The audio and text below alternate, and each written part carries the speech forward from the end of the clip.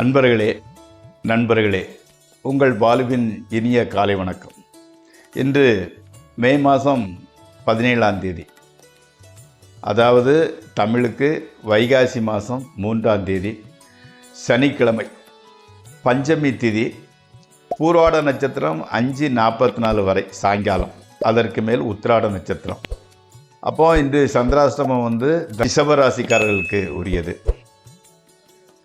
ராகு காலம் காலையில் 9லிருந்து 10 வரை, யமகண்டம் மத்தியானம் 1லிருந்து 3 வரை, நல்ல நேரம் காலையில் 7லிருந்து 8 வரை, 10லிருந்து 11 வரை, சாயங்காலம் 4லிருந்து 5 வரை. நீங்கள் அணிய வேண்டிய உடையின் நிறம், அதாவது blue colour, black colour, purple colour அணிந்து கொள்ளலாம். தவிர்க்க வேண்டியது ஒயிட் கலர், வெள்ளை கலரை தவிர்த்து விடுங்கள். சாப்பிடுறது உருளைக்கிழங்கு, மொச்சை போன்றவற்றை சாப்பிட்டு கொள்ளலாம். இப்போ அந்த சித்திரை நட்சத்திரம் 2ஆம் பாதத்தில் பிறந்தவர்கள் முறையான கல்வியில் தடங்கள் பெரிய முயற்சிக்கு பிறவே வெற்றி பெறுவார்கள். புத்திரர்களால் நிறைய பிரச்சனைகளை சந்திக்க வேண்டி வரும். அதிகாரிகளின் உதவி தக்க சமயத்தில் கிடைக்காது போய்விடும். அதனால் அவர்கள் மீது கோபமுடையவர்களாக இருப்பார்கள். மனதிற்கு இசைந்த மாதை மணந்து இல்லற வாழ்வில் இனிமை காண்பவராக இருப்பார்கள். நண்பர்களே, இப்பொழுது நம்ம ராசிபலன் நிகழ்ச்சிக்குள் செல்வோம். இந்த ராசிபலன் நிகழ்ச்சிக்கு செல்லும் முன்பு அதை சப்ஸ்கிரைப் செய்யவும், நண்பர்களுடன் பகிர்ந்து கொள்ளவும். பாருங்கள், மேஷராசிக்காரர்களுக்கு இன்று தீயவர்களின் நட்பு, தீய காரியங்களில் மனதை ஈடுபடுத்தல் போன்றவற்றினால் பொருள் இழப்பு சம்பவிக்கும். தொழிலில் சிற்சில இடையூறுகள், டிஸ்டர்பன்ஸ் உண்டாகின்றன. கணவன் மனைவி உறவு நல்லபடியாகவே இருக்கின்றது. மக்களால் பணச்செலவு உண்டாகின்றது. அடுத்து ரிஷபராசி, நோயின் தொல்லை அதிகமாக உணரப்படுகிறது. அதிகாரிகள் அனுதாபம் காட்டுவர்களாக இருக்கின்றார்கள். செய்தொழிலில் சிற்சில பிரச்சனைகளை சந்திக்க வேண்டிய சூழ்நிலை உருவாகின்றது. மக்கள் ஆதரவு அதிகம் இல்லாவிட்டாலும் கணவன் மனைவி உறவு நல்லபடியாக இருக்கின்றது. கடன் தொல்லை கவலையை தரும். அடுத்து மிதுன ராசி, வாகனங்கள் வாங்க வாய்ப்புகள் வருகின்றது. செய்தொழிலில் அதிக நன்மை ஏற்படும். வாழ்க்கையில் ஒரு நல்ல திருப்பம் உண்டாகும் காலகட்டம் இது. அதே சமயத்தில் புதிய நண்பர்கள் வாய்க்கின்றார்கள். புதுவித தொழிலையும் மேற்கொள்ள நேரிடுகிறது. ஸ்பெக்குலேஷன், ட்ரேடிங் ஆகியவற்றில் சிறிது லாபமே கிடைக்கின்றது. அடுத்து கடகராசி, பொருள் வரவும் பொருளை சேமிக்க வேண்டுமென்ற எண்ணமும் ஏற்படுகின்றது. புதுமனை வாங்க சூழ்நிலை உருவாகின்றது. அதே மாதிரியே விவகாரங்கள், அதாவது சின்ன சின்ன கோர்ட்டு கேஸு விவகாரங்கள் இருக்கு இல்லையா, அதில் உங்களுக்கு வெற்றி பாதையில் செல்கின்றீர்கள். காதல்களுக்கு காதலில் வெற்றி கிடைக்கின்றது.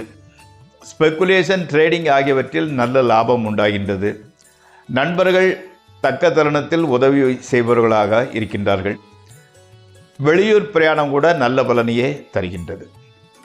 அடுத்து சிம்மராசி, தொழிலில் சற்று மந்த நிலைமையும் ஆதரவின்மையும் சம்பவிக்கும். மேலதிகாரிகள் உதவியோ ஆதரவோ இருக்காது. உறவினர்களின் ஆதரவு கூட குறைகின்றது. அதே மாதிரி சில ஏமாற்றங்களும் ஏற்படக்கூடும். பொருள் இழப்பு, திருடர் பயம், சொத்து விற்பனையில் நஷ்டம் முதலியவை கூட ஏற்படும்.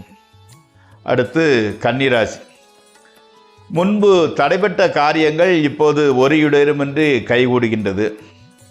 தூர தேசத்திலிருந்து நல்ல செய்தி வருகின்றது. உறவினர்கள், நண்பர்கள் ஆதரவும் உதவியும் கிடைக்கின்றது.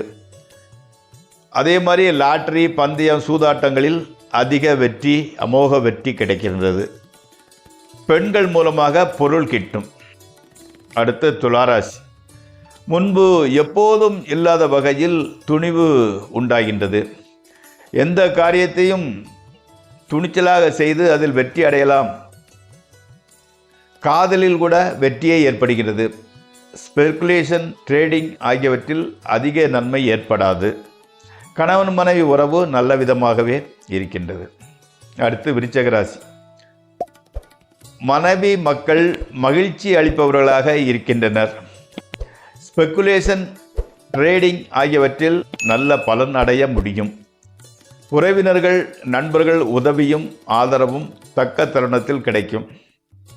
வீடு, வாசல், நிலபலன்கள், சொத்து சுகம் கிட்டும். விருந்துகளை நடத்தவும் விருந்துகளை அனுபவிக்கவும் வேண்டியது வரும். அடுத்து தனுசு ராசி. மனைவி மக்களுடன் சின்ன மனத்தாங்கல் ஏற்படக்கூடும். ஆனால் எதிர்பாராத சம்பவங்களினால் மனத்தாங்கல் நீங்கி குடும்பத்தில் மகிழ்ச்சியும் குதூகலமும் நிகழ்கின்றது. இடம் விட்டு இடம் மாறவும் நேரிடலாம். தீயவர்கள் நட்பும் தீய காரியங்கள் மனதை ஈடுபடுத்தலும் நிகழும். அடுத்து மகர ராசி. தனதானிய விருத்தி உண்டாகும். பணவரவு நன்றாக இருக்கின்றது. நண்பர்கள், உறவினர்களின் உதவி கிடைக்கின்றது. தாய் வழியில் சொத்து சுகம் கிடைக்கும். மனம் மகிழ்ச்சிக்காக பணத்தை தாராளமாக செலவு செய்கின்றீர்கள். வெளியூர் பிரயாணங்களினால் நன்மையே ஏற்படும். அடுத்து கும்பராசி. வரவை போலவே செலவும் அதிகமாக இருக்கின்றது. குடும்பத்தில் சுபகாரியம் ஏதாவது நடைபெறலாம்.